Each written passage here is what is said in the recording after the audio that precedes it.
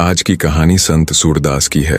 बहुत ही अद्भुत कथा है, इसे ध्यान पूर्वक सुनना। सूरदास जी हर रोज अपनी कुटिया में बैठकर अच्छे अच्छे पद गाया करते थे और वह पद गाते गाते मग्न हो जाते थे। और जब भगवान कृष्ण जी के मंदिर में उनको राजभोग लगा दिया जाता, फिर उनके पट बंद कर दिए जाते हैं। ऐसा मानना है कि अब ठाकुर जी गैया चराने गए हैं और जब उत्थापन आरती होती है ठाकुर जी की, तो उसमें भगवान को सबसे पहले फल का ही भोग लगता है। ऐसा क्यों पता है? ऐसा हम लोगों का मानना है कि ठाकुर जी वन में है तो उनको वन का भोग लगाया जाता है। जब राजभोग के बाद मंदिर के कपाट बंद हो जाते तो सूरदास जी अपनी कुटिया में आकर सुंदर सुंदर पद गाते, अच्छे अच्छे पद बनाकर पद गाते और श्री ठाकुर जी चुपचाप आते और उनकी कुटिया में अंदर बैठ जाते और फिर सूरदास जी के पद को सुनते। उनका तो रोज का यही काम था। ऐसे ही एक दिन जब राजभोग आरती हुई और मंदिर के कपाट बंद हुए तो ठाकुर जी जाने लगे। इतने में ही श्री जी आ गई। बोली, कहाँ जा रहे हो?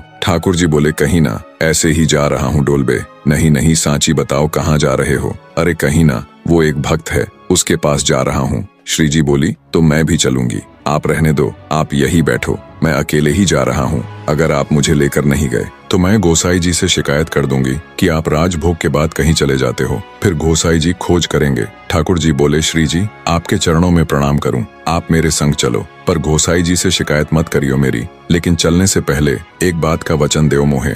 बोली, क्या वचन? उत्थापन आरती के पहले आ जाएंगे, वहाँ रुकवे को ना करिए। आप बहुत भोरी हो, बहुत सहज हो, और सुनो, वैष्णव कितना भी दीनहीन हो, कितना भी भावदार हो, उस पर कृपा करने की मत सोचियो। कहीं आपका मन हो जाए कि इस पर सब लुटा दूं, सब दे दूं, ऐसे मत करियो। चुपचाप जानो है और चुपचाप आनो है। मैं इशारा कर दूं, तुरंत उठकर आ जाइयो। श्री जी बोली, ठीक है, मैं तुरंत आ जाऊंगी। ठाकुर जी ने हाथ पकड़ा और ले गए सूरदास की कुटिया में। सूरदास जी के नेत्र तो है नहीं। ठाकुर जी ने धीरे से किमार को खोला और धीरे धीरे दोनों अंदर गए और एक कोने में श्री जी को बैठा दिया और वहीं ठाकुर जी भी बैठ गए। बोले, देखो इस भक्त को। और सूरदास जी प्रेम में डूबे अपने पद गा रहे हैं। ठाकुर जी मंद मंद मुस्कान के साथ आनंद ले रहे हैं। श्री जी के नेत्रों से आंसू गिर रहे हैं। ठाकुर जी बोली, श्री जी हल्ला मत करियो, झिझक जाएगा, जग जाएगा, फिर हमें पकड़ लेगा, फिर हमें जाने नहीं देगा। या पर कृपा कर दी तो फिर सबरन पे करनी पड़ेगी,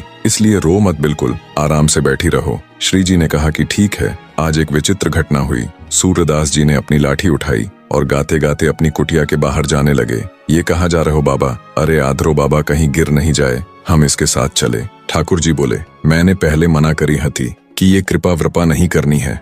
अगले भाग का इंतजार करना, जल्दी ही आएगा आपके सामने। कमेंट में एक बार जय श्री कृष्ण जरूर लिखते जाना।